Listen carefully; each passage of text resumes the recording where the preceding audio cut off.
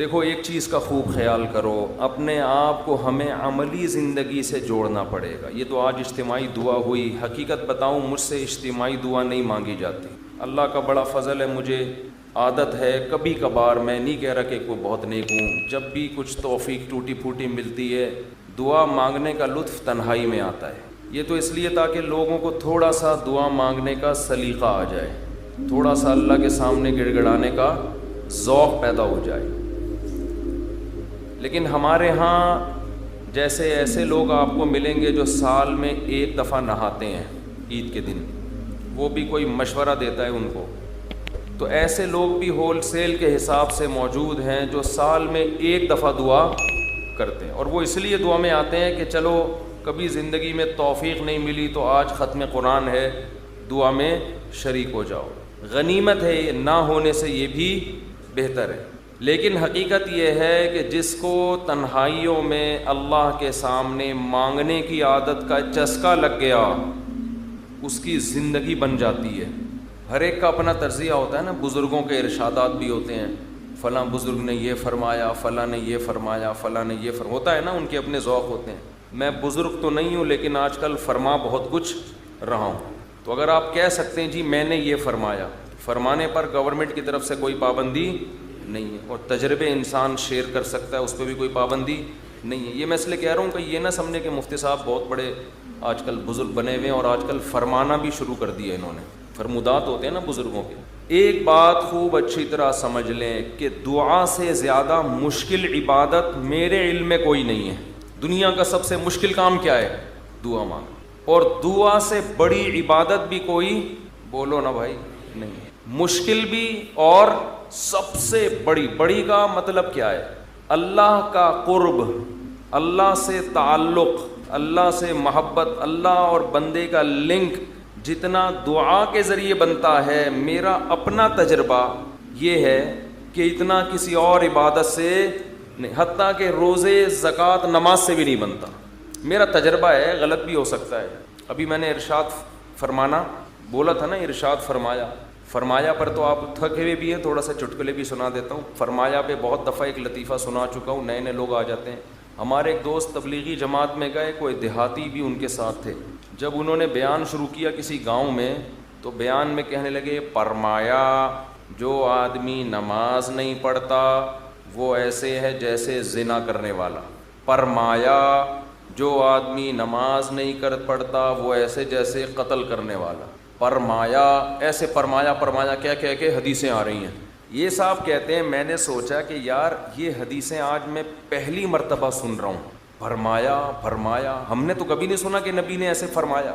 کہہ رہے میں نے بیان کے بعد اس کو پکڑ لیا کہ یار آج تو نے اتنا کچھ کہا کہ فرمایا، ہم جب کہتے ہیں فرمایا تو مراد نبی نے فرمایا نا، تو یار یہ جو اتنی ساری حدیثیں تو سنا رہا ہے کہ جو نماز نہیں پڑھتا ایسے جیسے قتل کیا، جو نماز نہیں پڑھتا ایسے جیسے زنا کیا، تو کس نے یہ فرمایا؟ کہہ رہے ہم نے فرمایا۔ کیا کہہ رہے؟ ہم نے فرمایا۔ ہم نے کہا بھائی یہ تیرے فرمودات کے لیے لوگ یہاں نہیں بیٹھے، کچھ بھی فرما دیتے۔ لیکن جیسے اس نے کچھ بھی فرما دیا، گورنمنٹ کی طرف سے فرمانے پر پابندی نہیں ہے، لیکن اس نے تو ویسے ہی فرما دیا نا، لیکن میں جو کچھ فرما رہا ہوں اس کے پیچھے ایک تجربہ ہے، ایک لاجک ہے، ایک دلیل ہے، ایسے ہی ہوائی بات نہیں ہے۔ سب سے زیادہ انسان کو اللہ کے قریب کرنے والی عبادت دعا، سب سے مشکل عبادت بھی کون سی ہے؟ بولو، دعا۔ آپ کہیں گے یار یہ کہاں سے مشکل ہو، روزہ کتنا مشکل ہے، صبح سحری میں اٹھو، سارا دن جو ہے وہ نہ کھاؤ نہ پیو۔ بہت سے لوگ کہتے ہیں روزے میں اللہ صرف ایک گھونٹ چائے کی اجازت دے دیتا نا، صبح جب سحری کے بعد فجر پڑھ کے 1 گھنٹہ سو کے جب اٹھتے ہیں تو ایسا لگتا ہے جیسے قبر سے کسی مردے کو اکھاڑا جا رہا ہے، عجیب سی حالت ہوتی ہے نا اس وقت۔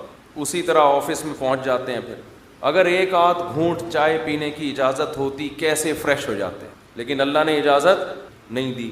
تو آپ کہہ سکتے ہیں اتنی مشکل عبادت روزہ، مفتی صاحب کہہ رہے ہیں نہیں دعا مانگنا اس سے بھی زیادہ مشکل۔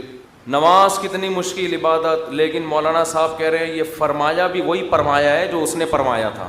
یہ کیا ہو رہا ہے بھائی؟ اس کو دنیا میں سب سے مشکل بات پتہ ہے کیا ہے؟ الفلاحیہ کا اسپیکر ٹھیک ہو جائے. حقیقت یہ کبھی ٹھیک, دیکھو اسٹائل دیکھو, ادھر بھی ڈالا ہوا ہے, ادھر بھی رکھا ہوا ہے, ادھر ایک اور لگا ہوا ہے, پھر بھی بیچارے لگے رہتے ہیں.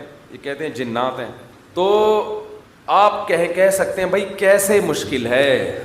اصل میں دعا, اور ایک اور اشکال ہوگا, آپ کہتے ہیں لوگ تو بہت دعائیں مانگتے رہتے ہیں. کتنی دعائیں مانگتے ہیں نا, صبح و شام دعائیں مارکیٹ میں چل رہی ہیں ہول سیل کے حساب سے. اصل میں وہ دعائیں پڑھی جا رہی ہیں, مانگی. بولو, دعا پڑھنا بہت آسان. یونس علیہ السلام نے مچھلی کے پیٹ میں لا الہ الا انت سبحانک انی کنت من الظالمین کہہ کے دعا پڑھی نہیں تھی, یہ دعا مانگی تھی. اور ہم کیا کر رہے ہوتے ہیں, پڑھ رہے ہوتے. جتنے مرد یہاں بیٹھے ہیں, جتنی خواتین بیان سن رہی ہیں اوپر, ان سے گزارش ہے کہ اپنے معمولات میں دعا کا اضافہ کریں اور اللہ سے دعا مانگنے کا معمول بنائیں. دعا مشکل کیوں ہے یہ میں بتانا چاہ رہا تھا. باقی جتنی عبادتیں ہیں ان میں کتنی ٹینشن ہوتی ہے, وضو کرو, پھر چل کے آؤ, صبح سحری میں اٹھو, روزہ رکھو. دعا میں تو کچھ بھی نہیں ہے, یوں کرو اور پڑھنا شروع کر دو. اصل میں دعا نام ہے دل کے لگنے کا, جذبے کے ساتھ مانگنے کا. شیطان انسان کو یہ باور کراتا ہے کہ تو مانگتا ہے ملے گا تجھے کچھ بھی نہیں, اس لیے مانگتا ہے ہی نہیں, پڑھتا ہے. کیونکہ جب مانگ رہے ہوتے ہیں نا تو پتہ ہوتا ہے کہ ملنے والا بولو کچھ بھی نہیں. لیکن چونکہ مسلمان ہیں شاید ٹرائی کر کے دیکھتے ہیں, شاید کچھ ہو جائے, تو زبان تھوڑی گھس جائے گی. اس جذبے سے جب دعا مانگی جاتی ہے تو وہ دعا نہیں کہلاتی. دعا کا مطلب یہ ہوتا ہے کہ میں نے جس کے دربار میں ہاتھ پھیلائے ہیں وہ بڑا جواد اور کریم ہے. اور نبی نے فرمایا اللہ کو اس بات سے شرم اور حیا آتی ہے کہ کوئی اس کے سامنے ہاتھ اٹھائے اور اللہ ان ہاتھوں کو خالی واپس کر دے. جیسے علاقے کا سیٹھ ہو, سخی بھی ہو, کوئی بھکاری اس کے پاس آئے اور وہ سیٹھ اسے دھکے دے کے نکال دے تو اسے شرم آئے گی اگر وہ غیرت مند ہوگا. تو اللہ سے زیادہ غیرت مند دنیا میں کوئی بھی نہیں ہے. تو جن کو یہ احساس ہو جاتا ہے نا کہ جو ہم مانگ رہے ہیں وہ مل رہا ہے, تو آپ سوچو ایک بادشاہ نے آپ کو آفر دے دی کہ یار جو 1 گھنٹے میں جتنا مانگنا ہے مانگ لو, میں سب دے دوں گا. تو آپ سارے کام کاج کو چھوڑ کر کس کو فوکس کرو گے؟ بولو. جب تک آپ تھک کے چور نہیں ہو جاؤ گے آپ رٹا لگا کے رکھو گے, مانگتے ہی رہو گے, مانگتے ہی رہو گے. آپ کو پتہ ہے سب مل رہا ہے. دوبارہ مثال دیتا ہوں, وزیر اعظم آ گئے بھی آپ کے پاس, آپ کے گھر پہ عیادت کے لیے, کورونا میں کوئی کیس چل رہا تھا, ایک مثال دے رہا ہوں, ایسا ہوتا نہیں ہے لیکن فرض ونس اپون اے ٹائم. اور اس نے آپ بلکہ بلینک چیک دے دیا آپ کو, کسی IMF نے بلینک چیک دے دیا, جتنے پیسے بولو گے مل جائیں گے. ایسا ہوتا نہیں ہے, مثال دینے پر گورنمنٹ کی طرف سے کوئی پابندی نہیں ہے. تو آپ اس چیک پہ کیا لکھو گے؟ بولو. 5 روپے, 10 روپے, 20 روپے, 30 روپے. وہ کہے کہ ایک ہی دفعہ بھرنے کی اجازت ہے, دوبارہ آپشن. آپ پتہ کیا کرو گے, جو اس میں ہند سے جہاں لکھے جاتے ہیں نا 9 سے شروع کرو گے, وہ بھی چھوٹا سا 9 لکھو گے تاکہ جتنے 9 اس میں گھسیڑے جا سکتے ہیں میں گھسیڑ دوں. ایسا ہی ہوگا نا, چھوٹا سا 9 تاکہ بینک والا چشمہ لگا کے دیکھے. 9 یعنی 9 ارب 9 کھرب 99 ارب 99 کروڑ 99 لاکھ 99,999. صحیح ہے. کیا خیال ہے؟ نہیں آ رہی بات, میرا خیال ہے سب. 9 کھرب سے بھی زیادہ اگر کوئی ہنسا ہوگا نا وہ بھی گھسڑ دو گے اس میں. 9 کھرب سے اوپر کیا ہوتا ہے؟ 99 کھرب. 9 کھرب نہیں, سوری غلطی ہوگی, یہ پورے 10 کھرب کا نقصان ہو رہا ہے بھائی. 99 کھرب 99 ارب 99 کروڑ 99 لاکھ 99,999 کا چیک بنا کے دو گے کہ نہیں دو گے؟ بشرطے کہ یقین ہو کہ یہ میں خواب نہیں دیکھ رہا ہوں, ورنہ بعض دفعہ آدمی کی آنکھ بھی کھل جاتی ہے ایسے موقع پہ. وہ ایک آدمی کی لاٹری نکلی نا اسی 99 کھرب روپے کی, یہ بہت 5 ارب کی لاٹری نکل آئی. تو جنہوں کی جو کمپنی تھی, جو بھی لاٹری جنہوں نے دی, انہوں نے کہا کہ یار کسی ماہر نفسیات کو بھیجنا چاہیے جو اس کو بتائے کہ تمہاری 5 ارب روپے کی لاٹری نکلی, کیونکہ ایک دم سے بتا دیا تو خوشی سے مر بھی سکتا ہے یہ. تو آرام آرام سے جا کے کوئی نفسیاتی ڈاکٹر اس کی نفسیات کو سمجھتے ہوئے اس کو بتائے گا. نفسیاتی ڈاکٹر کو بھیج دیا. نفسیاتی ڈاکٹر نے جا کے نا اس کو پہلے سمجھایا کہ دیکھ فرض کر لے تیری 1 لاکھ کی لاٹری نکل آئے تو کیا ہوگا. اس نے کہا خوش ہوں گا میں. 1 لاکھ پہ اس نے کہا چلو نہیں مرے گا, ٹھیک ہے نا, اب لاکھ سے تھوڑا سا اوپر ہو. اچھا فرض کر 20 لاکھ کی لاٹری نکلے. اس نے کہا یہ کروں گا, دکانیں بناؤں گا, یہ کروں گا, ایک پلاٹ خرید لوں گا. اچھا ایسے 20 لاکھ سے اوپر آیا, 1 کروڑ تک پہنچا, 1.5 کروڑ تک, 2 کروڑ تک, 3 کروڑ تک. 3 کروڑ میں کیا کرے گا جی, اتنی دکانیں لے لوں گا, بحریہ ٹاؤن میں گھر لے لوں گا وغیرہ وغیرہ. ہوتے ہوتے 5 کروڑ جو اصل تھی نا 5 کروڑ تک آ گیا. اچھا یہ بتا 5 کروڑ کی لاٹری نکلی تو کیا کرے گا. اس نے کہا آدھی تجھے دے دوں گا. یہ سننا تھا ماہر نفسیات کا انتقال ہو گیا. ماہر نفسیات کا انتقال ہو گیا. وہ بیچارہ برداشت نہیں کر سکا یہ خوشی. تو یہ تو میں ایک مثال دے رہا ہوں. 99 کھرب, 99 ارب, 99 کروڑ, 99 لاکھ, 99,999 اشاریہ بھی لگا دے گا آگے 99999. لیکن چونکہ ایسا ہوتا نہیں ہے, IMF کبھی کسی کو ایسے بلینک چیک اس طرح سے نہیں دیتا نہیں ہے. اس لیے ہم یہ سب ہنسی مذاق کی باتیں سمجھی جاتی ہیں. لیکن اللہ کا معاملہ ایسا ہے کہ اللہ نے ہم سب کو بلینک چیک بولو ہے, یہ بلینک چیک پکڑا دیا ہمارے ہاتھ میں. جو لکھنا ہے اس میں لکھ دو, میرے دربار میں پیش کر دو, میں دوں گا. جو مانگو گے بولو بھائی. اب جس کو اس پر یقین ہے نا, اس کو جتنا وہ دعا کو فوکس کرتا ہے اتنا کسی اور عبادت کو فوکس نہیں. وہ باقی عبادت کرتا بھی اس لیے کہ عبادت کر کے دعا مانگوں گا تو زیادہ قبول ہوگی. عبادت میں دعائیں زیادہ قبول ہوتی ہیں نا. تو یہ شیطان نے دماغ میں یہ ڈال دیا ہے کہ اللہ سنتا ہے دعائیں مگر قبول نہیں کرتا. اور اللہ کہتا ہے میں کرتا ہوں قبول, لیکن جس طرح تو چاہ رہا ہے اس طرح نہیں کروں گا میں قبول.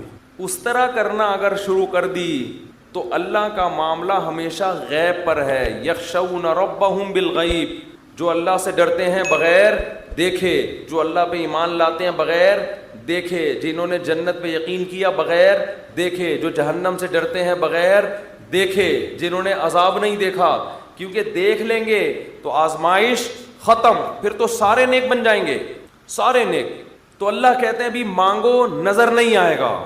تو عقل مند لوگ گڑ گڑا کے اللہ سے مانگتے ہیں. اور یاد رکھو دعا میں تکبر کبھی مت کرو. تکبر نہیں کرو دعا میں. تکبر کیا ہے کہ اللہ کے سامنے روتے ہوئے شرم آ رہی ہے, یہ بہت بڑا تکبر ہے. دیکھو کسی دنیا دار سیٹھ کے سامنے انسان کو روتے ہوئے بھیک مانگتے ہوئے شرم آ جائے, یہ غیرت کا تقاضا ہے.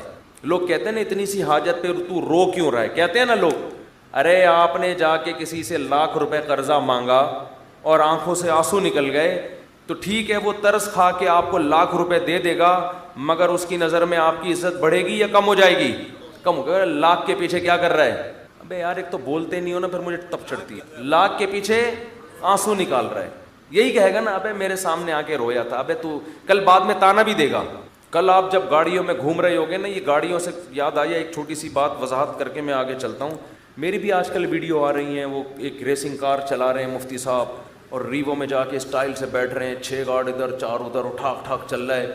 یہ ویڈیوز میں نہیں بناتا, نہ میرے چینل پہ اپلوڈ ہوتی ہیں, نہ مجھے یہ شو بازیاں پسند ہیں. یہ زہر لگتی ہیں مجھے یہ شو بازیاں. گاڑی چلانا کوئی برا کام نہیں ہے, چاہے اسپورٹ کار ہو, چاہے سوئمنگ ہو, چاہے سوئمنگ کا تو چلو میں نے خود بنا کے ڈالی تھی ویڈیو تاکہ لوگوں میں ایک شوق پیدا ہو سوئمنگ کا. گھڑ سواری بھی ہم نے خود اجازت دی. یہ جو گاڑیوں کی گاڈوں واڈوں کی آ رہی ہے نا, یہ لوگوں نے حرکتیں کی ہوئی ہیں, اس کا مجھ سے کوئی تعلق. ابھی ایک ویڈیو آئی ہے, میں جا رہا ہوں ایسے اسٹائل سے, ریوو میں جا رہے ہیں مفتی طارق مسلم, اور وہ پھر اس نے سلو موشن میں چلایا ہے, ایک دم میں اسپیڈ میں آ کے ایک دم سلو موشن, ایسے گاڑی میں آ کے بیٹھے, پھر پیچھے گارڈ آ کے. تو دیکھو علماء کی عزت ان کے علم سے, ان کی دینی خدمتوں سے ہوتی ہے. یہ کلاشن کوفوں سے, ریوو اور لینڈ کروزر, یہ چھچور پنے لوگوں کا, یہ چھچور پنا ان چیزوں سے عزت حاصل کرنا. سمجھتے ہو کہ نہیں سمجھتے؟ ایک دیہاتی ہمارے پاس آیا, مجھے بڑا اچھا لگا. بعض گاوار دیہات کے لوگ ہوتے ہیں سیدھے سادے, بڑی اچھی باتیں کرتے ہیں. وہ ایک عالم کے پاس گیا, ان کے گارڈ تھے, جیسے ہی گیا تو گارڈ اور کھڑک کھڑک ایک دم جو ہے نا, وہ عالم اپنی ریوو میں آ کے بیٹھے اور بڑا پروٹوکول کے ساتھ. وہ گارڈ بھی شو مارنے کے لیے نا, خام میں وہ کیا ہوتا ہے یار, وہ تو گن کو لوڈ کر رہے ہیں نا شو مارنے کے لیے. تو یہ بیچارہ سیدھا وزیرستان کا تھا, یہ پٹھان تھا. مجھے کہنے لگا یار مفتی صاحب یہ تو شو بازیاں ہمارے ہاں اس سے بھی زیادہ ہیں. یہ علماء کو ان چیزوں کی کیا ضرورت ہے؟ جو آ رہا ہے تو ٹھک ٹھک کر کے نا وہ شو بازی، وہ ان کی شاید شو بازی کی نیت نہ ہو لیکن دیکھنے میں ایسے ہی لگ رہا تھا. کہہ رہے علماء کی جو ہم عزت کرتے ہیں ان کے علم، ان کے تقوی، ان کا اللہ سے تعلق، ان کی دینی خدمتوں کی بیس پہ، کہہ رہے یہ ہمارے گاؤں میں یہاں سے زیادہ ہیں. کہہ رہے ہمارے یہاں پوری ریپیٹر ہوتی ہے، مشین گنیں ہوتی ہیں. اس نے کہا بھائی یہ علماء کیا ٹھک ٹھک ٹھک لگا کے رکھی ہوئی ہے. کہہ رہے ہم لوگ علماء کی عزت علم کی وجہ سے کرتے ہیں، ورنہ یہ تو ہمارے ہاں ان سے زیادہ ہیں. حقیقت صحیح بات کی اس نے. یہ جو پروٹوکول اور بڑی بڑی گاڑیاں اور یہ گارڈ اور یہ سب چیزیں تو زرداری صاحب کے ہم سے زیادہ ہیں بھائی یہ پروٹوکول تو. اور یہ جو دنیا دار لوگ ہوتے ہیں ان کے پاس یہ چیزیں زیادہ ہوتی ہیں. تو یہ چیزیں فخر کرنے کے قابل نہیں ہے، ضرورت کی چیزیں ہیں. ضرورت ہے تو رکھو، نہیں ہے تو نہیں رکھو. نعمتیں ہیں اللہ کی طرف سے، کوئی پابندی نہیں ہے. تو یہ جو ویڈیوز میری اس طرح کی آ رہی ہیں یہ میں نے نہیں بنائی، نہ میں نے کسی کو کھڑا کیا ہوا ہوتا ہے کہ کیمرے سے لے کے میری ویڈیو بناؤ پھر سلو موشن میں لے کے آؤ اس کو. وہ بڑی عجیب اسٹائل میں آئیے جا رہے ہیں جی میں جا رہا ہوں. اور جو گاڑی میں چلا رہا ہوں ضروری نہیں کہ وہ میری ذاتی گاڑی ہو.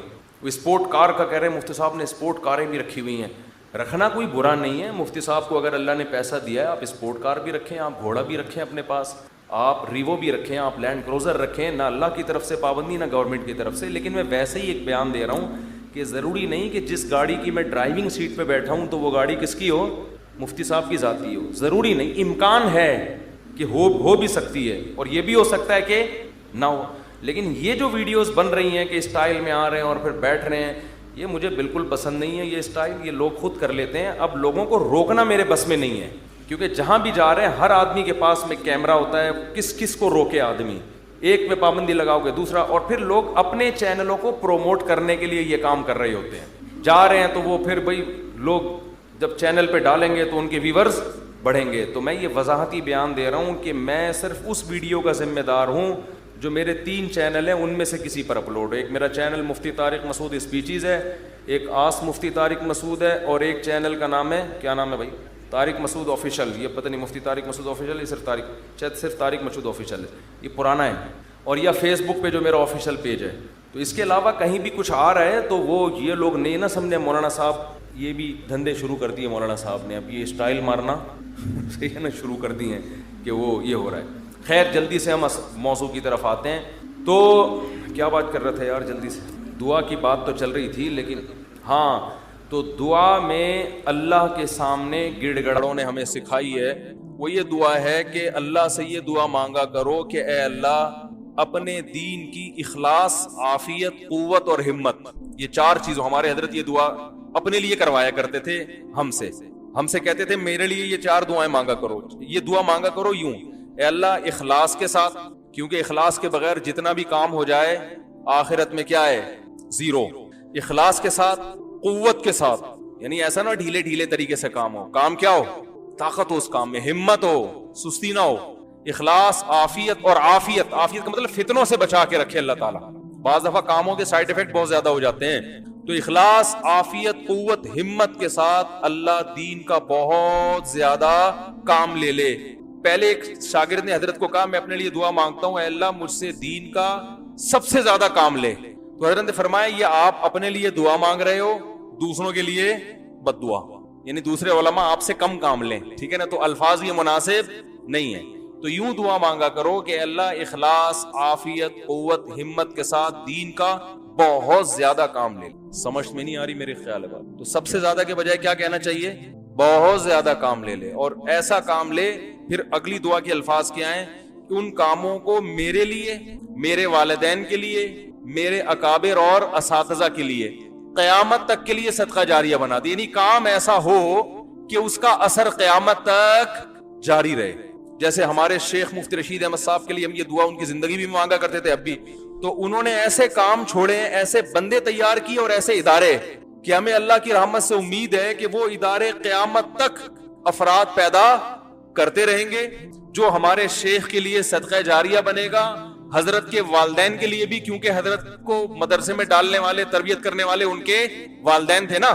تو یہ جو پودا لگایا یہ تو والدین نے لگایا نا. اور حضرت کے اساتذہ جنہوں نے ان پر محنت کر کے ان کو حضرت بنایا، تو ان سب کا حصہ ہے نا اس میں.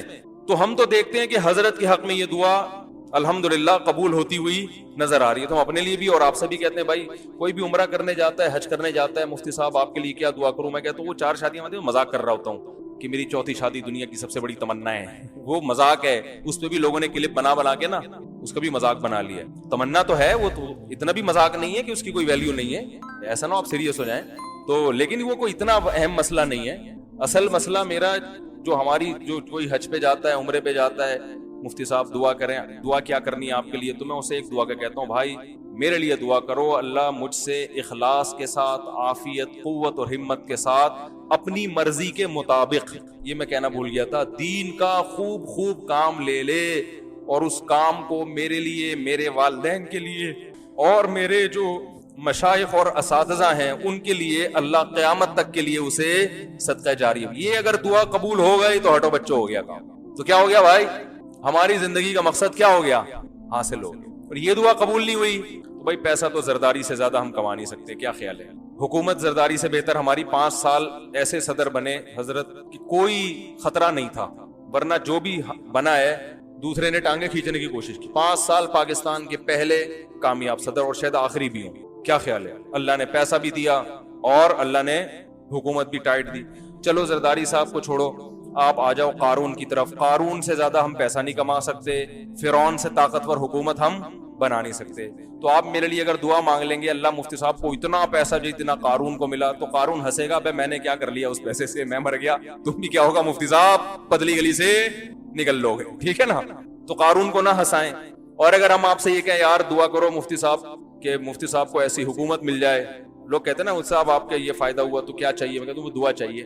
اب میں دعا کے بولوں یار ایسی دعا کرو کہ فرعون جیسی حکومت مل جائے, اتنی پاورفل, تو فرعون ہنسے گا, ابے مجھے مل گئی, وہ حکومت ہی میرے گلے پڑ گئی تھی, نہ ملتی تو شاید جنت میں چلا جاتا. تو بھائی نہ حکومت مقصد ہے نہ دولت مقصد, نہیں ہونا چاہیے.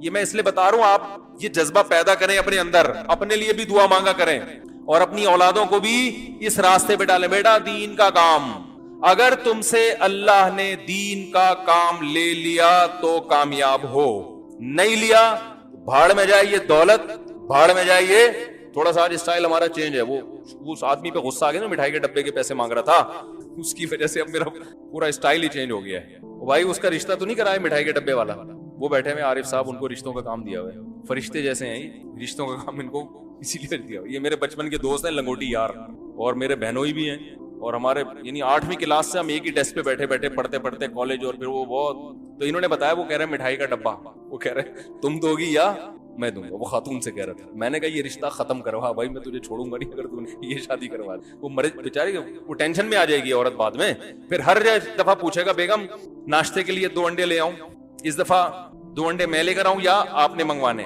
پھر وہ ہر دفعہ یہی ہوگا مصیبت. جب ذمہ داری نہیں اٹھا رہا تو بھائی تو کس کھیت کرنے کیا رہے تھے. تو ہاں, تو دیکھو یہ دعا مانگا کرو اللہ تعالیٰ سے, اے اللہ دین کا کام. دیکھو جو چیز سب سے قیمتی ہوتی ہے نا, وہ سب سے محبوب کو وہ چیز دی جاتی ہے نا. ارے آپ اگر گفٹ دینا چاہتے ہو تو سب سے قیمتی گفٹ اپنے سب سے محبوب دوست کو دو گے.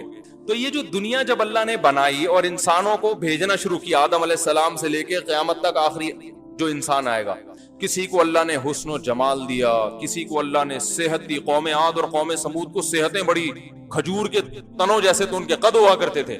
کسی کو اللہ نے بے تحاشا دولت دے دی. لیکن اللہ کے جو سب سے محبوب لوگ ہوتے ہیں وہ پیغمبر ہوتے ہیں. پیغمبروں کو اللہ نے کہا آپ کو میں اپنا پیغام لوگوں تک پہنچانے کے لیے سلیکٹ کر رہا ہوں. آپ کی بیسک ذمہ داری کیا ہے؟ کیا آپ میرا پیغام لوگوں تک, بولو نا بھائی, پہنچائیں گے. اور اس میں آپ جو پیغام پہنچائیں گے, اس میں پیغام پہنچانا بھی آپ کی ذمہ داری, اس پیغام پہنچا کے اس پہ موٹیویٹ کرنا کہ اس پیغام کو قبول کرنے کے لیے لوگ تیار ہوں عملاً, یہ بھی کس کی ذمہ داری؟ بولو نا, آپ کی. یعنی ان کو, تبھی نبی صلی اللہ علیہ وسلم نے فضائل بھی بتائے نا ہمیں اعمال کے, یتیم کی کفالت کا یہ ثواب, پیغام پہنچایا, یتیم کی کفالت پہ اللہ خوش ہوتا ہے. موٹیویٹ کیا مختلف طریقوں سے, خود یتیم کو پالا آپ صلی اللہ علیہ وسلم نے, بیوہ عورت سے نکاح کر کے یتیم بچے پالے. یہ کیا کر رہے ہیں؟ موٹیویٹ کر رہے ہیں اور وعیدیں سنا رہے ہیں کہ یہ عذاب ہے اور یہ ثواب ہے. تو یعنی عمل پہ ابھارنا بھی پیغمبر کی ذمہ داری. اور تیسری ذمہ داری قانون بتانا کہ یہ حلال ہے اور یہ حرام. تو علماء کی 3 ہی ذمہ داریاں ہوتی ہیں, اللہ کا قانون بیسک تو دو بنتی ہیں، اللہ کا قانون بتانا کہ یہ حلال ہے یہ حرام، اور اس قانون پہ کیا کرنا، موٹیویٹ کرنا۔ اس موٹیویشن میں جو اعتراضات ہیں اہل باطل کے، ان کے جوابات بھی آ گئے، جو اسلام پر اعتراضات ہوتے ہیں، مسائل پر اعتراض، وہ سب چیزیں۔ تو دیکھو جس کو یہ صفت حاصل ہو گئی نا، تو یہ اس سے بڑی خدا کی قسم کامیابی کوئی نہیں ہے، کیونکہ یہ کام اللہ پیغمبروں سے لیتا ہے، پیغمبروں سے۔ سمجھتے ہو کہ نہیں سمجھتے؟ تو اب کیا ہے کہ پیغمبروں سے اللہ کو محبت سب سے زیادہ، لہذا پیغمبروں میں قدر مشترک کیا ہے کہ اللہ کا پیغام پہنچائیں گے بھی اور اس پہ لوگوں کو کھڑا کرنے کی کوشش بھی کریں گے۔ صرف پہنچائیں گے نہیں، پہنچانا ہوتا نا تو ایسے پڑھ کے چلے جاتے، بھائی یہ بھی ہے یہ بھی ہے، قانون کی کتاب ہے یہ پڑھ لینا خود ہی جا کے، کو موٹیویٹ کرنا بھی۔ اب پیسہ یہ اللہ کی نظر میں اس کی ویلیو نہیں ہے، یہ کبھی دیا بھی جائے گا کبھی نہیں بھی۔ نبی صلی اللہ علیہ وسلم کو نہیں دیا، 40 دن گھر میں چولہا جلتا ہی نہیں۔ سلیمان علیہ السلام کو بے تحاشا دے دیا، اتنا دے دیا کہ اللہ نے اعلان کر دیا کہ سلیمان کو جتنی دولت ملی اور حکومت ملی، قیامت تک کسی کو نہ اتنی دولت ملے گی نہ ایسی حکومت۔ دونوں اللہ کے پیغمبر ہیں، ایک کو غربت میں رکھا جا رہا ہے اور ایک کو دولت میں۔ تو اس میں اللہ نے بتا دیا کہ میری نظر میں دولت اور حکومت یہ سیکنڈری ہے، یہ ثانوی چیز ہے، اصل چیز ہے مقصد کو فوکس کرنا۔ آپ صلی اللہ علیہ وسلم نے غربت میں اپنے مقصد کو پورا کیا، دعوت کا کام، اور سلیمان علیہ السلام نے دولت کے ہوتے ہوئے اپنے مقصد کو پورا کیا۔ ان کے بارے میں بھی اللہ نے فرمایا نعم العبد، کیا خوب بندہ تھا سلیمان، حالانکہ بادشاہت بھی تھی اور ایسا جاہو جلال، لباس شاہانہ، تاج شاہانہ، تخت ایسا شاہی تھا نا سلیمان علیہ السلام کا کہ ہم اور آپ ہوتے اور سلیمان علیہ السلام کا تخت دیکھتے تو ہم بولتے کہ یہ جیسے آج کچھ اچھی گاڑی میں لوگ علماء کو دیکھیں نا تو کہتے ہیں فضول خرچی ہے، تو میں کہتا ہوں یہ سلیمان علیہ السلام کو تخت پہ دیکھ لیتے تو کیا کہتے ہیں، کیونکہ اس پہ تو ہیرے جواہرات جڑے ہوئے تھے۔ ملکہ سبا آئی حیران ہو رہی ہے، ایسا تخت تو اتنی ترقی کے باوجود ہم بھی نہیں بنا سکے، تو آپ تو کہتے ہو فضول خرچی ہے۔ سلیمان علیہ السلام کہتے ہیں غریب آدمی اس وقت ایسی ہی بات کرتا ہے۔ سلیمان علیہ السلام کہتے ہیں یہ تم نہیں کہہ رہے، یہ کون کہہ رہا ہے، تمہاری غربت۔ ٹھیک ہے، پیسے نہیں ہے تو پھر ایسی باتیں ہی اچھی لگتی، پیسہ ہے تو بھائی ہیرے جواہرات بھی ہوں گے، کیا خیال ہے بھائی؟ تو بھائی جس عالم کے پاس پیسہ ہے وہ لینڈ کروزر میں گھومے، آپ کو کیا تکلیف ہے؟ نہیں ہے تو رکشے میں جائے، چنچی میں جائے، تو بھی کوئی اعتراض نہیں ہے۔ ہمارے نبی صلی اللہ علیہ وسلم نے گدھے پہ سواری فرمائی ہے، سلیمان علیہ السلام ہواؤں پہ عالی شان تخت پہ، تو نہ وہ عمل برا نہ یہ عمل برا۔ ان کے پاس پیسہ تھا، انہوں نے عالی شان تختوں پہ سفر کیا۔ ہمارے نبی کو اللہ نے خود، آپ نے غربت مانگی، مجھے نہیں پیسہ چاہیے، مجھے غربت چاہیے، تو اللہ نے کہا ٹھیک ہے آپ، تو اللہ کی نظر میں اس کی ویلیو نہ غربت کی نہ دولت کی ویلیو نہیں، یہ تو سب ان سے بھی چھن گئی سلیمان علیہ السلام سے۔ کیا خیال ہے بھائی؟ اور ہمارے نبی اسی غربت میں دنیا سے چلے گئے۔ مقصد سلیمان علیہ السلام نے بھی پورا کیا جو آپ کو دیا تھا، وہ کیا تھا؟ رسالت، اللہ کا پیغام لوگوں تک پہنچانا۔ ایسا خاندانی طریقے سے پہنچایا نا سلیمان علیہ السلام نے، کیونکہ وسائل جب بہت زیادہ تھے نا تو دعوت کا اسٹائل ہی چینج ہو گیا تھا سلیمان علیہ السلام۔ دیکھو جب آپ کے پاس پاور زیادہ ہوتی ہے تو دعوت کا انداز اسی پاور کے حساب سے ہوتا ہے۔ ہمارے نبی صلی اللہ علیہ وسلم حکمت مصلحت سے چل رہے ہیں، کیونکہ وسائل کم ہیں۔ صلح حدیبیہ میں آپ صلی اللہ علیہ وسلم غیر مسلموں کی شرائط تسلیم کر رہے ہیں کہ بھئی وسائل کم ہیں، فی الحال جنگ کو کیا کرو، ٹالو۔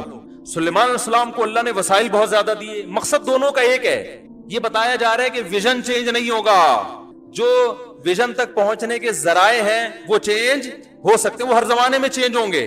صلح حدیبیہ میں اس لیے چینج تھے کہ بھائی مسلمان کمزور، کافر طاقتور، آپ نے کہا ابھی جنگ کو ٹالو۔ 1400 صحابہ موت پہ بیعت کر چکے ہیں، لیکن اگر یہ شہید ہو گئے تو میرے پاس لوگ کہاں ہوں گے ایسے مخلص، ان کی زندگی بچاؤ۔ تو بچانے کے لیے ان کی شرطیں مانی جا رہی ہیں۔ سلیمان علیہ السلام کے وقت پاس جو گراؤنڈ ریئلٹی تھی وہ یہ تھی، ہدہد بھی آپ کے تابع، چیونٹیوں کی زبانیں سمجھ رہے ہیں، جنات آپ کے تابع ہیں۔ وہاں صلح حدیبیہ کی ضرورت بولو بھائی نہیں۔ انداز دیکھو سلیمان علیہ السلام کا، ملکہ یار یہ موضوع سیٹ کرے کہ مجھے مزہ بڑا آتا ہے یہ قصہ، یہ واقعہ سنانے میں۔ سلیمان علیہ السلام نے ملکہ سبا کا پتہ چلا ایک پاورفل حکومت ہے، بڑی طاقتور، بہت طاقتور، لیکن ظاہر ہے سلیمان علیہ السلام سے زیادہ طاقتور نہیں تھی۔ سلیمان علیہ السلام کو ہدہد نے آگے بتایا کہ حضرت آپ کہہ رہے ہیں میں نے پوری دنیا میں اللہ کے دین کو غالب کر دیا ہے، ساری دنیا میں اسلامی حکومت قائم کر لی ہے، آپ کو پتہ ہی کوئی نہیں۔ ادھر ایک عورت ہے جو لوگوں پہ حکومت کر رہی ہے، اور وہ سورج کو سجدہ کرتے ہیں. یہ حدود رپورٹ پیش کر رہا ہے, اور حدود کو اعتراض ہو رہا ہے کہ اللہ کو چھوڑ کے کس پہ کو سجدہ کر رہے ہیں, سورج. اور اتنی بڑی آپ کی گورنمنٹ ہے, آپ کو پتہ ہی کوئی نہیں. سلیمان علیہ السلام حیران ہو گئے, بھائی یہ تو عجیب بات کر رہے ہیں, ایسا ہے یا نہیں ہے, پہلے تفتیش کرو. اب بولا کہ یہ خط لے کے جا. اب خط میں وسائل ہے نا, تو دعوت کا انداز وہی جو امریکہ کا انداز آج کل ہے. امریکہ نے جنرل مشرف کو فون کیا, بھائی ادھر جانا ہے یا ادھر کو آنا ہے, زیادہ ٹائم نہیں ہمارے پاس. یہی ہوا تھا نا جب ورلڈ ٹریڈ سینٹر کا حادثہ ہوا تھا, تو ہمارے صدر تھے صدر مشرف صاحب. امریکہ نے کہا تھا ہم نے افغانستان پہ حملہ کرنا ہے, ہمارا ساتھ دو گے یا افغانستان کا ساتھ دو گے. تو پاورفل کنٹری ہے نا, اسٹائل کیا تھا, خود بھی نہیں آیا. کون تھا اس وقت صدر؟ کلنٹن, بش تھا, خود بھی نہیں آنا. اتنا بڑا واقعہ ہو رہا ہے, بھائی آپ ایک کنٹری پہ حملہ کر رہے ہو تو چل کے آؤ, بیٹھو. بھائی میں ہوتا میں کہتا سر آپ آئیں بیٹھیں چائے وائے پیئیں آرام سے بیٹھ کے. کیا فون پہ تھوڑی ہوتی ہے باتیں, فون پہ تو رشتے نہیں ہوتے آج کل. آپ ایک ملک پہ حملہ کر رہے ہو اور آپ بول رہے ہو یار ہاں یا نہ میں جواب دو, کیونکہ پاور ہے نا, امریکہ کے پاس پاور ہے. فون کر رہا ہے جنرل مشرف صاحب, ہاں بھائی ایسا ہوا ہے, ورلڈ ٹریڈ سینٹر کا وہ ہو گیا, ہمیں بہت افسوس ہو رہا ہے, اور اطلاعات ملی ہیں کہ وہاں سے کچھ ان کے تانے بانے افغانستان سے ملتے ہیں. وہ اطلاعات صحیح یا غلط ہیں ایک الگ کہانی ہے, لیکن بہرحال یہی کہا گیا کہ وہ تانے بانے افغانستان سے ملتے ہیں, طالبان کی حکومت ہے. تو آپ ذرا بتا دیں کہ ہمارا ساتھ دینا ہے یا. تو مشرف صاحب نے کہا سر آپ کا. سر کس کا؟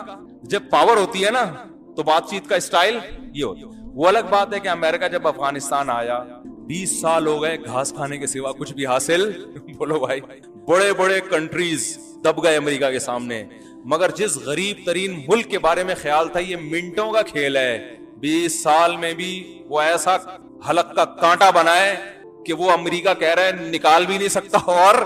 اور اس وقت مجھے یاد ہے 20 سال پہلے ملا عمر نے کہا تھا کہ افغانستان جو بھی آتا ہے آتا اپنی مرضی سے ہے, جاتا ہماری. نہیں آ رہی بات؟ اتنی مزیدار بات ہے نا یہ, وہ ڈبے والی بات سے جتنا غصہ اس پہ آیا تھا نا, اتنا مزہ اس پہ آ گیا, برابر ہو گیا. آپ کہاں سے آتے ہیں, کہاں سے آتے ہیں؟ اچھا ماشاءاللہ پابندی سے آ رہے ہیں یار.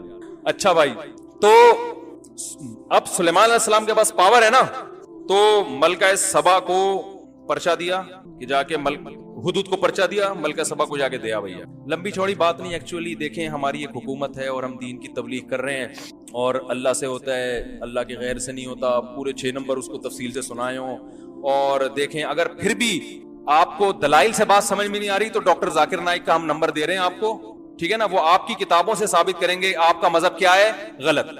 جو بھی اس زمانے کے ڈاکٹر ذاکر نائک ہر دور میں ہوتے ہیں نا بھائی, ہر دور میں حق کا پرچار کرنے والے, مناظرہ کرنے والے ہوتے ہیں. تو اس دور کے جو بھی ڈاکٹر ذاکر نائک ہوں وہ حوالوں سے ثابت کریں گے کہ آپ کیا ہو غلط. سلیمان علیہ السلام نے کہا اتنا ٹائم, بولو بھائی. خط لکھا, قرآن نے اس خط کا تذکرہ کیا, بسم اللہ الرحمن الرحیم, شروع اللہ کے نام سے جو بڑا مہربان اور نہایت رحم کرنے والا. اس میں بتا دی ہم کس کے ماننے والے ہیں, اللہ کے. بس اس میں اس لفظ میں خود ہی سمجھ جاؤ, مزید تشریح کی ضرورت نہیں. آگے اللہ تعالی علیہ, سرکشی مت کرو, وَأْتُونِي مسلمین, بندی بن کے چلی آؤ, تمیز سے, انسان بن کے آرام سے تسلیم ہو جاؤ, حکومت چھوڑ دو. یہ آپ کا کام. سورج کی پرستش کر رہے ہو آپ, لوگوں کو شرک پہ ڈالا ہوا ہے بھائی, یہ کون سا طریقہ ہے؟ انسان بن کے. باقی پھر انشاءاللہ بیٹھیں گے تو پھر ٹاک ہو جائے گی بھئی کیا ہے اب آئندہ کیا ہوگا, جزیہ لینا ہے یا ہو سکتا ہے اسی کو بادشاہ برقرار رکھا جائے. بھائی نافذ آپ نے یہ اسلام کرنا ہے. آپ نبی صلی اللہ علیہ وسلم نے بہت سے علاقے جو ہے نا غیر مسلموں کے حوالے کر دیے کہ بھئی تم مسلمان ہو جاتے تو اپنے پاس ہی رکھو. حکومت مقصد تو نہیں ہے نا, مقصد تو نظام ہے نا. تو وہ پھر اگلی بات ہم میز پہ کریں گے, ہمارے تخت پہ بیٹھ کے بات ہوگی آپ سے کہ آئندہ لاہم, ابھی تو تمیز سے چلی آؤ. وہ ملکہ سبا حیران, یار اس اسٹائل میں تو آج تک ہم سے کسی نے یہ بات شروع کہاں سے ہوئی تھی, موضوع کہاں سے آئے, یہ میں کیا سمجھانے کے لیے یہ بات کر رہا تھا ہاں میں کہہ رہا تھا کہ ہر پیغمبر کا کام دعوت تھا, انداز ہر ایک کا چینج, لیکن بیسک کام سب کا کیا تھا, دعوت. تو جس کو اللہ دعوت کے کام پہ لگا لینا, سمجھو سب سے قیمتی تحفہ اللہ نے اس کو دے دیا. یہ اصل موضوع تھا. اب میں اس کو مکمل کر دوں وہ پورا واقعہ. تو ملکہ سبا بنے گا, یار یہ تو انداز ہی ان کا الگ ہے. اس انداز میں اتنی پاورفل گورنمنٹ سے کوئی بات کرتا نہیں ہے. تو اس ملکہ سبا تھی ہوشیار, اس نے کہا یہ کوئی چھوٹا آدمی نہیں ہے, اس طرح سے بات کر رہا ہے, چھوٹا آدمی نہیں ہے. کیونکہ امریکہ سے کوئی اس طرح سے بات کر رہے ہیں, امریکہ بھی خود بولے گا بھائی یہ کوئی چھوٹا بندہ نہیں. اب وہ افغانی ہی بات کر رہے ہیں اس اسٹائل میں, باقی کسی میں دم نہیں ہے کہ اس اسٹائل میں بات کرے. تو یہ پگڑوان ہے امریکہ کی پولیس میں ہوتے ہیں. تو ملکہ سبا نے درباری جمع کی, اپنے جتنے مسٹنڈے تھے نا بڑے بڑے سب کو بلایا. کہنے لگی بھائی یا ایھا الملأ انی القی الی کتاب کریم, میرے پاس ایک لیٹر آیا ہے لیکن ہے بڑے عزت دار آدمی کا لگ رہا ہے, کوئی چھوٹا موٹا آدمی نہیں ہے. اور اس شروع ہو رہا ہے بسم اللہ الرحمن الرحیم سے, اللہ جو بڑا مہربان اور نہایت رحم کرنے والا. مضمون بڑا پاکیزہ ہے, خدا کی طرف دعوت دے رہا ہے. یعنی وہ گویا بزبان حال, ذہین تھی نا, سمجھ گئی. بزبان حال وہ یہ کہہ رہا ہے مجھے حکومت کی لالچ نہیں ہے, میں کس کی طرف دعوت دے رہا ہوں, اللہ کی. صحیح ہے نا, نظریاتی حکومت ہے ہماری, وہ نہیں کہ جس کی لاٹھی اس کی بھینس. یہ سب پیغام بسم اللہ میں چھپے ہوئے تھے جو ملکہ سبا سمجھ گئی. تو وہ جو مسٹنڈے بیٹھے ہوئے تھے انہوں نے کہا کہ بھائی بات یہ ہے کہ یہ جتنا بھی طاقتور ہو ہم لڑیں گے. ملکہ سبا نے کہا دیکھو ان الملوک اذا دخلوا قریۃ افسدوها, بادشاہ لوگ جب کسی بستی میں آتے ہیں نا, اگر ان کو فتح ہو گئی تو بستی کا بیڑا غرق کر دیتے ہیں اور عزت دار لوگوں کو ذلیل کر دیتے ہیں. جواب دینے میں جلدی مت کرو. لڑائی کا آپشن یہ آپشن بی ہے, ٹھیک ہے نا, آپشن اے. اچھا کہنے لگے لیکن فیصلہ جو تو کرے گی وہی ہوگا. اس سے یہ بھی پتا چلتا ہے کہ وہ حکومت اتنی پاورفل اس لیے تھی کہ وہاں لوگ مشورے دیتے تھے, تھوپتے نہیں تھے. مشورہ کس کا, حکم کس کا چلتا تھا, ملکہ کا. تو حکم جو ہے نا وہ ایک ہی کا چلے گا. مشورہ دینے کی ہم مشورے دے کے کیا کرتے ہیں, اس کو پھر تھوپتے ہیں زبردستی. تھوپنے سے مسائل خراب ہوتے ہیں, ملک کبھی بھی ترقی نہیں کرتا. تو ملکہ سبا نے کہا ہم یہ ہو سکتا ہے دین کا لیبل لگا رہا ہو مگر مقصد پیچھے کیا ہو, پیسہ. جیسے وہ بسوں میں چڑھتے ہیں نا, پہلے نماز روزے کی ترغیب دے گا, نماز پڑھی اس سے پہلے کہ آپ کی نماز پڑھی جائے, اور یہ ہے, اور دیکھو پھر 5-5 روپے بھی یہ چونن کتنے کا ہے, گلے کو صاف کرتے ہیں ہاضمہ. میں نے خود دیکھا ہے, بہت دفعہ ہوتا ہے. دین کا لیبل لگا ہوا ہے, مقصد کیا ہے, دکان چلانا.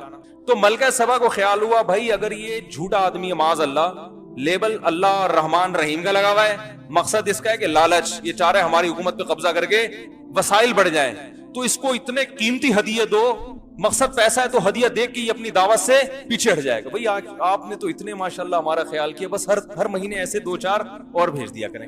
جیسے وہ جج کو کہا تھا نا وکیل نے کہ میرا موکل جو ہے نا اس کے دلیل قانون کی کتاب کے صفحہ نمبر 350 پہ ہے. جج نے جب 350 نمبر کھولا تو اس پہ 5000 کا نوٹ تھا. تو جج نے کہا ایسے 3 ثبوت اور چاہیے. تو ملکہ نے کہا کہ میں ہدیے بھیجوں گی اگر یہ شخص لالچی ہے, ویژنری نہیں ہے, نظریاتی نہیں ہے, صرف دین اور اللہ رحمان رحیم کا لیبل لگایا ہوا ہے, تو پھر یہ کیا کرے گا, کہے گا ایسے 3 ثبوت اور چاہیے, ایسے 3 ہدیے اور چاہیے. تو ملکہ سبا نے خاندانی قسم کے ہدیے بھیجے, اس زمانے کے جو ہیرے جواہرات جو کوئی دیکھ کے آنکھیں کسی کی کھلی رہ جائیں, ملکہ سبا نے بھیجے. بولے پہلے چیک کرو.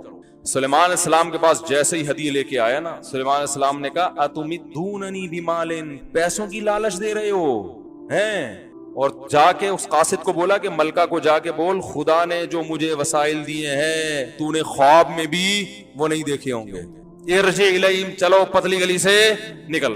پہلا لیٹر گیا تھا انسان بن کے چلی آؤ, دوسرا لیٹر جا رہا ہے فلناتینہم بجنود لا قبل لہم بہا, کہ اب اگر نہیں آئی تو اب لیٹر نہیں آئے گا, ایسا لشکر آئے گا کہ وہ پیچھے مڑنا نہیں جانتا, لشکر آئے گا. ملکہ سبا نے کہا بھائی یہ کوئی اور کہانی. تو آ گئی انسان بن کے, ٹھیک ہے. تو اب اس سے ہمیں یہ بھی سبق ملتا ہے کہ دعوت کا کوئی ایک طریقہ اسلام میں متعین نہیں ہے. گراؤنڈ ریئلٹی, اپنے وسائل, سامنے والے کی حالت, ہر لحاظ سے ہر آدمی کے لیے دعوت دینے کا طریقہ مختلف. مولانا طارق جمیل صاحب دامت برکاتہم جب گئے نا, وہ ٹی وی فلم ایکٹر کو دعوت دینے کے لیے گئے, دعوت دینے تھے, 2 گھنٹہ میٹنگ میں کوئی دین کی بات ہی نہیں کی. لوگ کہہ سکتے ہیں کہ یار یہ کیا, گئے دعوت دینے کے لیے اور بات دین کی نہیں. طریقہ ہے, سمجھ رہے ہیں, آپ کو پتا ہے اگلے کا ظرف ابھی اتنا نہیں ہے کہ وہ دین کی بات سن لے گا, تو اس میں بس بیٹھ کے گپ شپ لگا کے آ جاؤ, تھوڑی محبت پیدا کر لو, انسیت پیدا کر لو. تو ہر شخص کے لیے, ہر ایک کے لیے الگ ہے یہ. تو اب کیا ہے, لیکن کام اللہ کی نظر میں سب سے خاندانی کیا ہے, دعوت. تبھی قرآن کہتا ہے کہ اے نبی, آپ نبی صلی اللہ علیہ وسلم جب دعوت دیتے تھے نا, مخالفت بہت ہوتی تھی. تو پہلے کبھی دھمکیاں دی قتل کی, پھر لالچ دی. ایک دفعہ تو لالچ دینے میں یہاں تک آئے, کہنے لگے اے محمد صلی اللہ علیہ وسلم, اگر آپ چاہتے ہو کہ عرب کی خوبصورت ترین عورتوں سے آپ کا نکاح کرا دیں, ہم عرب کی خوبصورت ترین عورتوں سے آپ کا نکاح کرا دیں گے, آپ کے پاؤں میں سونے اور چاندی کے انبار لگا دیں گے, آپ اپنی دعوت سے باز آ جاؤ. تو نبی صلی اللہ علیہ وسلم نے کیا فرمایا تھا؟ اگر میرے ایک ہاتھ میں چاند اور ایک ہاتھ میں سورج رکھ دیں پھر بھی نہیں آؤں گا، ٹھیک ہے نا، کیونکہ مجھے پیسے کمانے کے لیے تھوڑی بھیجا گیا ہے. جو مقصد ہے اس پہ کمپرومائز نہیں ہوگا، مقصد پہ کمپرومائز نہیں ہوگا. تو یہ ہے قیمتی چیز جو اللہ پیغمبروں کو دیتا ہے. بھائی مقصد لوگوں کو اللہ کی طرف بلانا، دین کا کام کرنا ہے. تو میں یہ جو اتنی تقریر کر رہا ہوں نا، یہ سمجھانے کے لیے کہ اس قیمتی چیز کو اللہ سے مانگا کریں کہ اللہ ہمیں بھی اس میں کچھ حصہ عطا فرما. دین کا کام لے لے. آپ سے اگر عمر گزر گئی ہے، اولاد کے لیے دعا کریں. کسی بچے کو تو عالم بناؤ یار، سارے ہی کما رہے ہیں. میرے شیخ حضرت مفتی رشید احمد صاحب رحمہ اللہ، پہلے میں یہ موضوع مکمل کروں ذرا، کہاں تک بات پہنچی تھی کہ آپ صلی اللہ علیہ وسلم کو انہوں نے یہ سارے آپشن دیے. تو اللہ کے کو قرآن میں اللہ نے اپنے نبی کو کہا کہ آپ ان سے کہہ دیجئے قل ہذہ سبیلی، اے نبی آپ ان سے کہہ دیجئے یہ ہے میرا راستہ. ادعو، وہ کیا ہے؟ قل ہذہ سبیلی ادعو الی اللہ، میں لوگوں کو اللہ کی طرف بلاتا ہوں. میرا کام یہی ہے، تو میرا تو بیسک کام ہی یہی ہے. تو میں اپنا کام ہی چھوڑ دوں گا تو پھر میرے آنے کا مقصد کیا؟ میرا کام پیسے کمانا نہیں ہے. عرب کی خوبصورت ترین عورتوں سے شادیاں کرنا، یہ سب کام ہے، ضمناً ہوں گے. نبی نے نکاح بھی کیے، ان میں خوبصورت سے بھی کیے، سرداروں کی بیٹیوں سے بھی کیے، بیوہ سے بھی کیے، کنواری سے بھی کیے. یہ اصل مقصد نہیں تھا، تو اس لیے ہم بھی کرتے ہیں، لیکن ہمارا اصل مقصد شادیاں نہیں ہے. سمجھ میں آ رہی؟ نہیں آ رہی سمجھ میں؟ لوگ سمجھ رہے ہیں وہ سب پیدا ہی دنیا میں شادیاں کرنے کے لیے ہوں، تو یہ اصل نہیں ہے. اصل تو دین کا کام ہے بھائی. اللہ ہم سے وہ لے لے اور یہ جذبہ پیدا کر دے ہمارے اندر. باقی وہ بھی ہوتا رہے گا، آپ کے کہنے سے میں رکوں گا تھوڑی، وہ بھی ہوتا رہے گا دوسرا والا کام. تو اب کیا ہے؟ ہذہ سبیلی ادعو الی اللہ. کیا زبردست آیت ہے. اے نبی آپ ان سے کہہ دیجئے یہ ہے، ہذا اشارہ کر کے یہ ہے میرا راستہ، واضح بتا رہا ہوں یہ سامنے. ادعو الی اللہ، میں لوگوں کو اللہ کی طرف بلاتا ہوں. علی بصیرت، مکمل بصیرت کے ساتھ، مکمل کانفیڈنس کے ساتھ. یعنی مجھے اس میں تردد نہیں ہے. بعض دفعہ ایک آدمی کسی چیز کی طرف بلا رہا ہوتا ہے، خود اس سے شک ہوتا ہے پتہ نہیں میں صحیح بھی ہوں گی نہیں ہوں. تو میں پورے کانفیڈنس کے ساتھ علی بصیرت، مجھے اپنے برحق ہونے کا 100% یقین ہے. انا، میرا بھی یہ کام، ومن اتبعنی، اور جو مجھے فالو کرتے ہیں ان کا بھی یہ کام. تو بھائی آپ لوگ نبی کو فالو کرتے ہیں، ہم سب فالو کرتے ہیں کہ نہیں کرتے؟ اس سے پتہ ہے ہمارا بھی بیسک کام کیا ہے. دعوت ہے بھائی، دین خود بھی چلنا، دوسروں کو بھی چلانا. تو یہ کام تو ہم، کسی سے آپ پوچھو تمہارا اصل کام کیا ہے، کہہ رہے اصل میں تو میں گولے گنڈے کی ریڈی لگاتا ہوں، اصل میرا تو یہ کام ہے، باپ دادا سے یہ چلا آ رہا ہے. اور کیا؟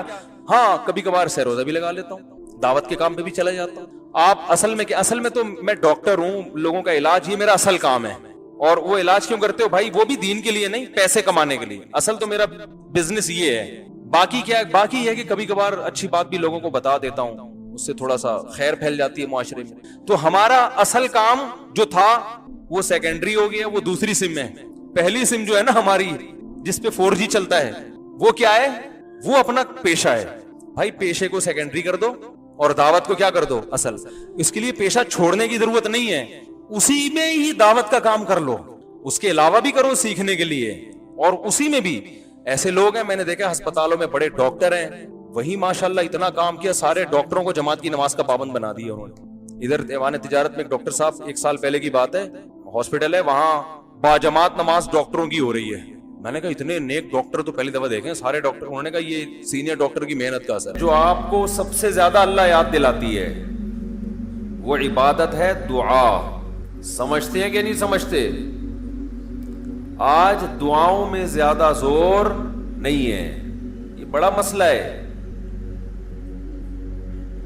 بھائی کچھ نہ کچھ وقت نکال کے ہاتھ اٹھا کے اللہ کے سامنے گڑ گڑایا کریں.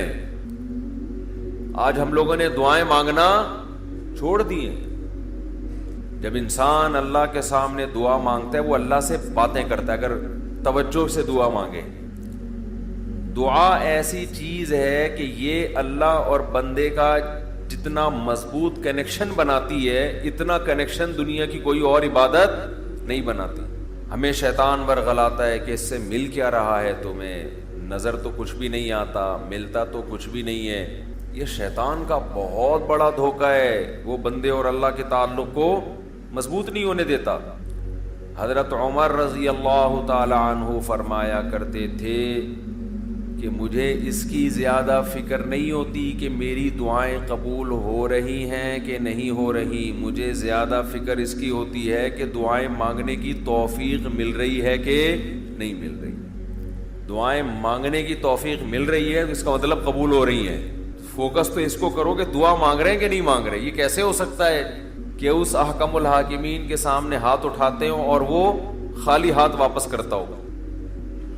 تو آج دعاؤں میں جان ختم ہو گئی، دعائیں مانگنا چھوڑ دی۔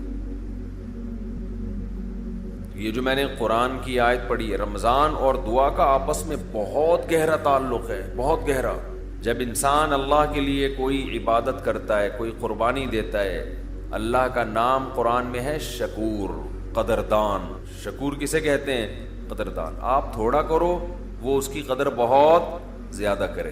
کچھ لوگ ناقدرے ہوتے ہیں نا، آپ کچھ بھی کر لیں ان کے لیے کہتے ہیں نا ناقدرہ ہے، میری بات کو ویلیو ہی نہیں دیتا، میرے احسان کو ویلیو ہی نہیں دیتا۔ اس لیے علماء کہتے ہیں کہ افطار کے وقت دعا کرنی چاہیے، کیوں؟ آپ نے سارا دن اللہ کے لیے ایک قربانی دی ہے۔ یہ بڑی بات ہے۔ آپ کی نظر میں شاید اس کی ویلیو نہ ہو، اللہ کی نظر میں اس کی بڑی ویلیو ہے کہ میرا بندہ نے مجھے دیکھا نہیں ہے اور اس نے سارا دن میرے لیے کھانا پینا چھوڑ دیا۔ کیا کر رہے ہیں؟ ہاں یہ مکھی تنگ کر رہی ہے، لیکن اتنا ایسے نہ پکڑیں کہ مکھی سے زیادہ آپ تنگ کرنا شروع کر دیں۔ بس بھاگ گئی، تو نام ہی کافی ہے۔ تو کیا بات چل رہی تھی یار؟ دعا کی تو چل رہی تھی، یہ یہاں ہاں افطار کی بات کر رہا تھا میں۔ تو ہم اس کو شاید ہلکا سمجھتے ہوں، لیکن اللہ کی نظر میں یہ ہلکا عمل نہیں ہے۔ اللہ کہتے ہیں مجھ پر ایمان رکھتے ہیں، مجھے مانتے ہیں۔ اگر اللہ کو نہ مانتے ہوتے تو کوئی کسی کے کہنے پر کھانا پینا، آج کل تو لوگ ڈاکٹروں کے کہنے پہ نہیں چھوڑ رہے۔ ڈاکٹر کہتا ہے کہ آپ کو نقصان دے گا کھانا پینا، آپ ڈائٹنگ کرو، مت کھاؤ، پھر بھی کھا رہے ہیں لوگ کہ مر جائیں لیکن کھانا نہ چھوڑیں۔ یہ کتنی بڑی اللہ کی رحمت ہے، اللہ تعالیٰ پورے رمضان میں ہم سے کھانا پینا چھڑوا دیتے ہیں، توفیق دے دیتے ہیں۔ تو میرے اور آپ کے دل میں شاید قدر نہ ہو، لیکن اللہ تو قدردان ہے، وہ اس عمل کی بہت زیادہ قدر کرتا ہے۔ اس لیے کہتے ہیں کہ افطار کے وقت دعائیں قبول ہوتی ہیں، تضرع کا وقت ہے، عاجزی کا وقت ہے، تو دعائیں خوب کثرت سے کیا کریں۔ دعاؤں میں عاجزی، گڑ گڑانا، لجاجت کرنا۔ نبی صلی اللہ علیہ وسلم نے فرمایا دعا رو کے مانگو، اور رونا نہ آئے تو رونے جیسی صورت بنا لو، صورت بنا لو رونے جیسے۔ ہمارے نبی نے ہمیں، کیونکہ اللہ کے سفیر ہیں نا، اللہ کا پیغام لے کر آئے، تو ہر چیز میں ہمیں گائیڈ کر دیا ہے۔ غیر مسلم کے پاس نہ مانگنے کا طریقہ ہے، کس سے مانگنا ہے یہ بھی نہیں پتا، کیا مانگنا ہے یہ بھی نہیں پتا، کبھی ادھر جا کے مانگ رہا ہے، کبھی ادھر جا کے مانگ رہا ہے، یہ بھی نہیں پتا مانگنا کس سے، کیسے مانگنا ہے، کوئی یوں مانگ رہا ہے، کوئی کسی اور اسٹائل سے مانگ رہا ہے، یہ بھی نہیں پتا، کون سے ٹائم پہ مانگنا ہے جس میں قبولیت کا امکان زیادہ ہے، یہ بھی نہیں پتا۔ تو اللہ کے حبیب صلی اللہ علیہ وسلم نے ہمیں یہ بھی بتایا مانگنا کیا ہے، یہ بھی بتایا کس ٹائم پہ مانگنے کی فضیلت زیادہ ہے، اور یہ بھی بتایا مانگنا کیسے ہے، دل کی کیفیت کیا ہونی چاہیے، ظاہر کی کیفیت کیا ہونی چاہیے۔ تو سب سے زیادہ دیکھو، اللہ سے محبت ایک دفعہ دل میں تھوڑی سی چنگاری پیدا ہو گئی نا، تھوڑا سا تعلق اللہ سے کنیکشن بحال ہو گیا، اس کا دنیا میں سب سے پہلا فائدہ ملتا ہے سکون۔ اس کا جو دنیا میں سب سے فوراً کیش فائدہ ملتا ہے نا، کیش، وہ کیا ملتا ہے؟ سکون۔ آدمی اپنے آپ کو محفوظ سمجھنا شروع کر دیتا ہے کہ یار میں نے اپنے آپ کو کس کے حوالے کر دیا؟ اللہ کا۔ سب سے پہلا فائدہ یہ کہ بالکل ایسے جیسے ڈاکوؤں کا خطرہ ہو چاروں طرف سے، اور آپ نے دیکھا جی پولیس کی 3-4 موبائلیں ہمارے گھر کے قریب آ کے کھڑی ہو گئیں، آدمی لوگ سکون میں آ جاتے ہیں، یار کم از کم یہاں پر موبائل اسنیچنگ نہیں ہوگی، سکون سے سو جاؤ۔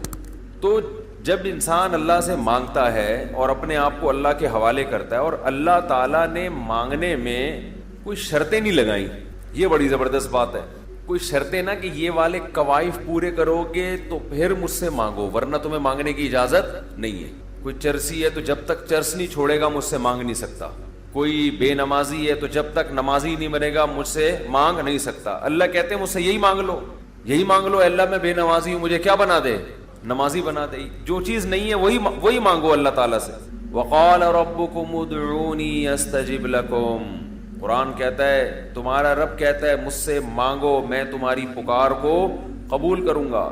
اور کمال کی بات یہ ہے, پہلے مجھے اس آیت کی تفسیر سمجھ میں نہیں آتی تھی. اللہ کہتے ہیں مانگو میں تمہیں دوں گا, نہیں مانگو گے ایسے متکبرین کے لیے میں نے جہنم کی آگ رکھی ہے بھائی یہ سمجھ سے بالاتر. میں آپ سے کہہ رہا ہوں مجھ سے قرضہ مانگو, آپ کہتے ہیں شکریہ جی آپ نے آفر کی, ضرورت ہوئی تو مانگیں گے, نہیں تو ٹھیک ہے جی بہت شکریہ. میں کہہ رہا ہوں اگر نہیں آئے نا مانگنے کے لیے, پھر دیکھو میں غنڈے بھیجوں گا, کٹ لگواؤں گا. آپ کہو گے یہ کون سا طریقہ ہے بھائی, یہ مجھ پر احسان کر رہے ہو یا گن پوائنٹ یہ زبردستی کروا رہے ہو کام. سمجھ میں آ رہی ہے بات کہ نہیں آ رہی ہے؟ آپ کہو گے یہ کون سا احسان کا طریقہ ہے. میں آپ سے کہہ رہا ہوں کہ آپ میری دعوت پہ آئیے گا, مجھے بڑی خوشی ہوئی ہوگی, آپ کہیں گے تھینک یو بہت شکریہ آپ کا, آپ نے یاد کیا. پھر میں کہتا ہوں اگر نہیں آئے نا گنڈے بھیج کے میں کٹواؤں گا. آپ کہو گے یہ زیادہ ہو گئی ہے, یہ کیا ہو گئی ہے, یہ دعوت نہیں ہے, یہ تو ایک طرح کا جرمانہ ہے میرے اوپر لگا دیا تم نے. میں آپ سے کہتا ہوں بھائی میں علاقے کا ناظم ہوں, میں علاقے میں تھانے کا میں ڈی ایس پی ہوں, کوئی مسئلہ ہو میرے پاس آنا. آپ کہیں گے سر آپ کا بہت شکریہ, آپ کا ٹرانسفر ہوتے ہی آپ نے سب سے پہلے مجھے یاد کیا, کوئی بھی ضرورت ہوگی آپ کو بتاؤں گا. آگے سے تڑی لگا دی, اگر تمہیں کوئی ضرورت پڑی اور نہیں بتایا نا ہے بھائی سب سے پہلے لاکر میں تمہیں ڈالوں گا. تو آپ کہیں گے سر یہ آپ مجھے عزت دے رہے ہیں, یہ میری توہین کر رہے ہیں. تعجب کی بات ہوگی کہ نہیں ہوگی؟ تو اللہ تعالیٰ تو یہی انداز اختیار کر رہے ہیں کہ مجھ سے مانگو میں تمہیں دوں گا. ان الذین یستکبرون عن عبادتی سیدخلون جہنم داخرین. نہیں مانگا تو ایسے لوگ ذلیل ہو کر جہنم میں داخل ہوں گے. یہ کچھ بات سمجھ میں آ رہی ہے بھائی؟ یہ تو عجیب سی بات ہے نا کہ مانگو, نہیں مانگا تو میں نہیں چھوڑوں گا تمہیں. اصل بات یہ ہے کہ علاقے میں ایس ایچ او آیا, کوئی محلے کا دادا آیا, وہ آپ سے کہتا ہے کوئی پرابلم ہو بتانا, آپ کہتے ہیں بڑی نوازش آپ کی,